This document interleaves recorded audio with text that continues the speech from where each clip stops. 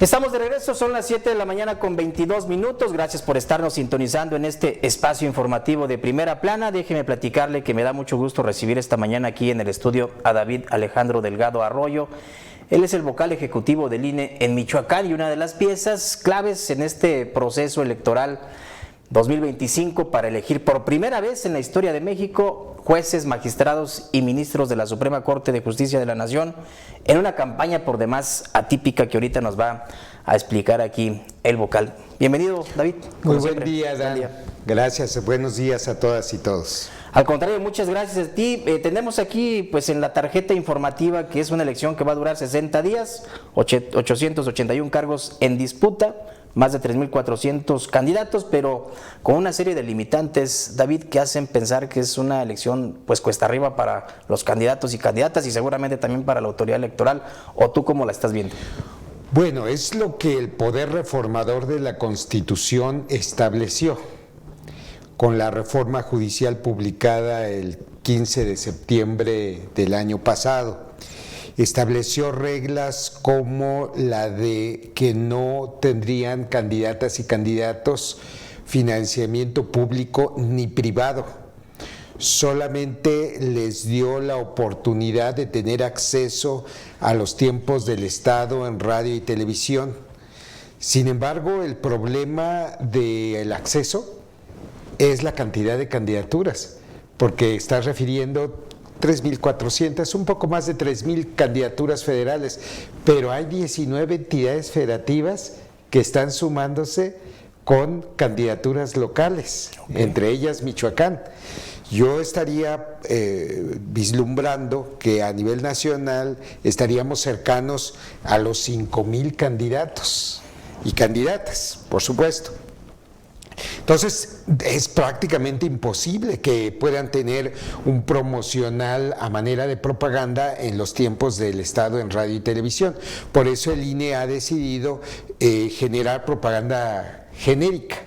Pero además, con la sorpresa de que el Tribunal Electoral del Poder Judicial de la Federación no le pareció que aplicáramos la misma regla que se aplica para el Poder Ejecutivo y Poder Legislativo cuando hay elecciones, que es que se toman 48 minutos diarios de cada estación de radio y televisión, y lo redujo a 24 minutos.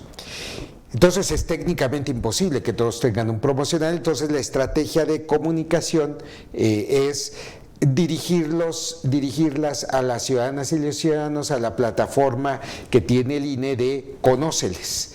Ahí todas las ciudadanas y ciudadanos podrán conocer a quiénes son las candidatas y candidatos por quienes van a votar.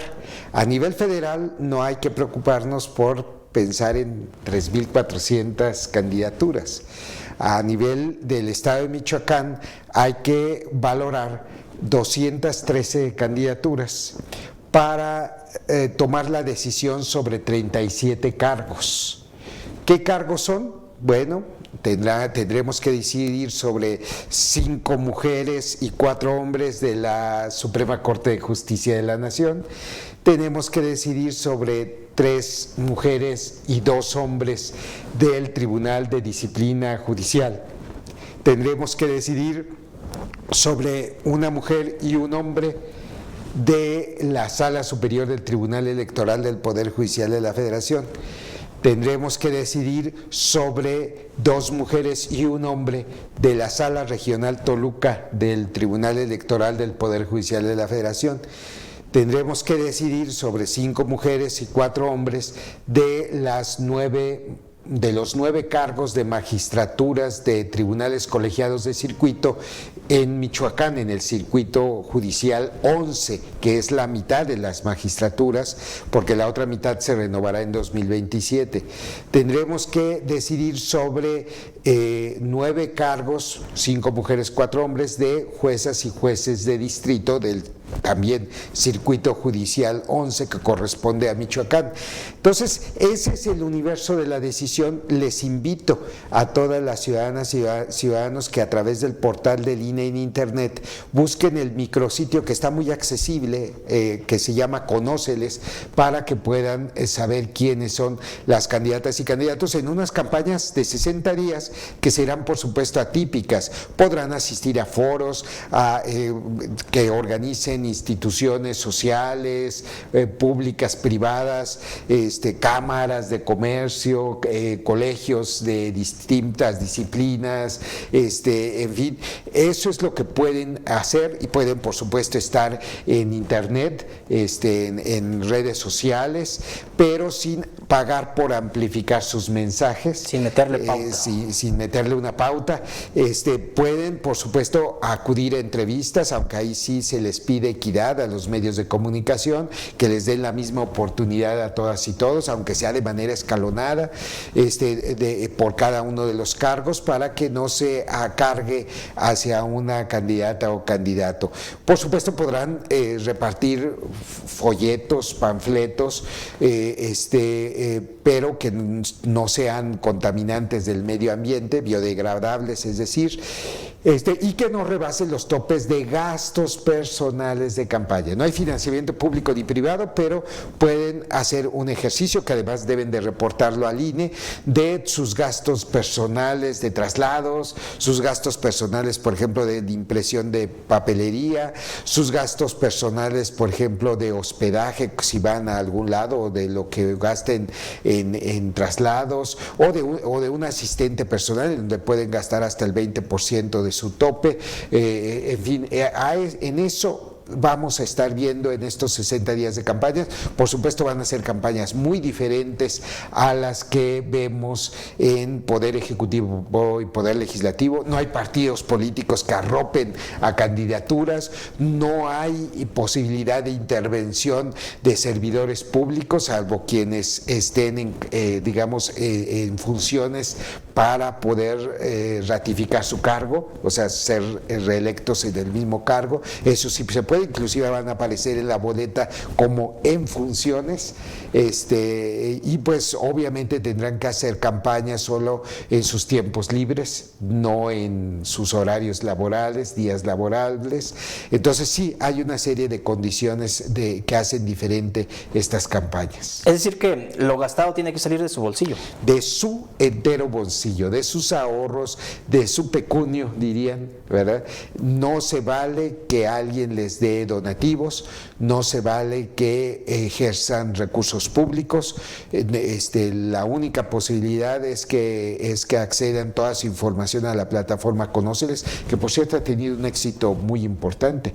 Más del 94% de las candidaturas ya tienen su información arriba de Conóceles. Ahí vienen sus nombres completos, los cargos que han tenido durante su trayectoria. Cada candidata y candidato se hizo responsable de alimentar ese sistema, que básicamente consiste en su nombre, consiste en su trayectoria, consiste en sus propuestas, consiste inclusive en un enlace que no todos han puesto, en un enlace a sus redes sociales, ¿verdad? Ojalá también pongan ese enlace para que se redirijan a sus redes sociales y puedan tener un contacto más cercano con candidatas y candidatos. Al final de cuentas, las redes sociales se han convertido también en una carta de presentación de quienes buscan alguna posición o responsabilidad, ¿no? Hay mucha información ahí que luego de pronto no viene acá en el formato tradicional del CV.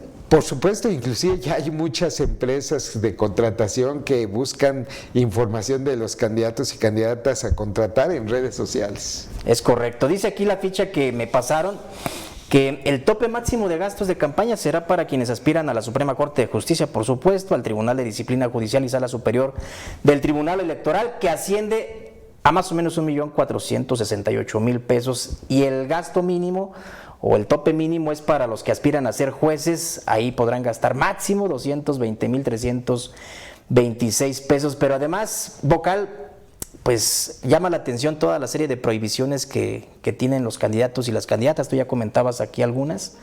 Usar recursos privados o públicos en efectivo o en especie, no pueden utilizar, o solamente sus ahorros, Así lo es. que puedan meterle de su bolsa. No pueden promoverse en espectaculares, bardas, No. vallas o parabuses. No pueden realizar eventos masivos, pueden acudir a plazas públicas, pero sin contratar ni siquiera un templete, ni sonido ni vallas. No pueden acudir a eventos organizados por los partidos, lo que ya comentabas, ni contratar espacios en radio, TV o cualquier otro medio físico, impreso o digital.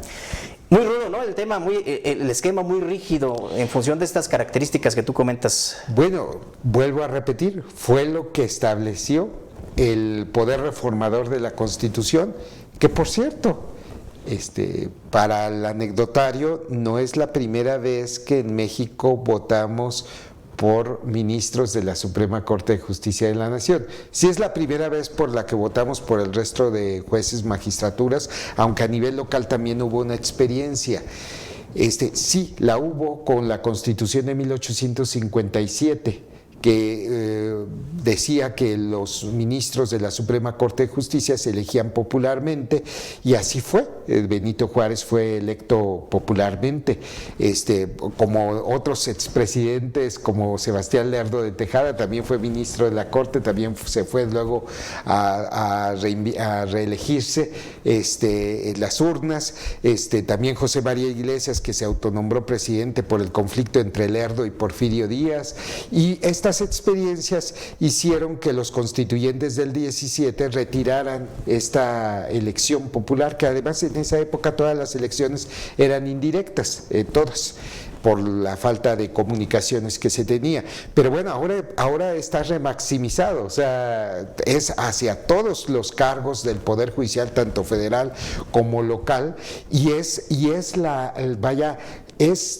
el medio que tenemos, y hay que tomarlo con seriedad, es un poder del Estado, es el poder que nos protege frente a los otros poderes, es el poder que resuelve conflictos, es el poder que nos protege los derechos humanos. Entonces creo que debemos de ser muy responsables en acudir a las urnas a decidir sobre el mejor perfil que nos pueda proteger ante algún problema que podamos llegar a tener.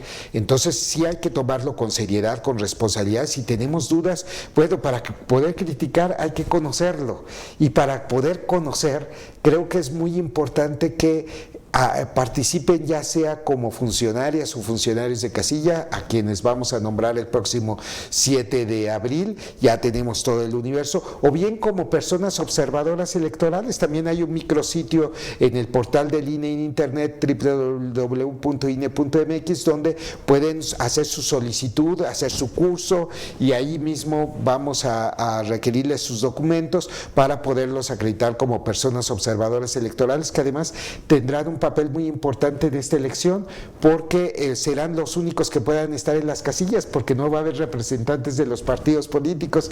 Podrán ser los que estén en los cómputos distritales, donde se haga el escrutinio y cómputo de cada uno de los votos de candidatas y candidatos, podrán estar en el voto anticipado y podrán en general observar todo el proceso electoral y entenderlo. Entonces los invitamos a participar, y sobre todo invitarles a participar como ciudadanía informada, acudir a Conóceles, donde también habrá un micrositio pronto de Practica tu Voto, para que puedan aprender cómo votar en función al número y relacionarlo con los casilleros que hay en cada una de los apartados de hombres y de mujeres, y relacionarlos en magistraturas y jueces en función también a su especialidad, que es otra de las condiciones que el legislador así lo diseñó. El INE solamente está realmente aplicando la norma que constituyentes del Poder Reformador de la Constitución y legisladores establecieron en las normas. Quienes apoyan esa norma dicen que este es un paso para fortalecer al Poder Judicial, darle independencia plena y además erradicar la corrupción, pero más bien también no podría ser la antesala del fin del último contrapeso que se tiene en este país, David. Mira, yo prefiero en este momento invitar a la ciudadanía a ponernos un chip positivo.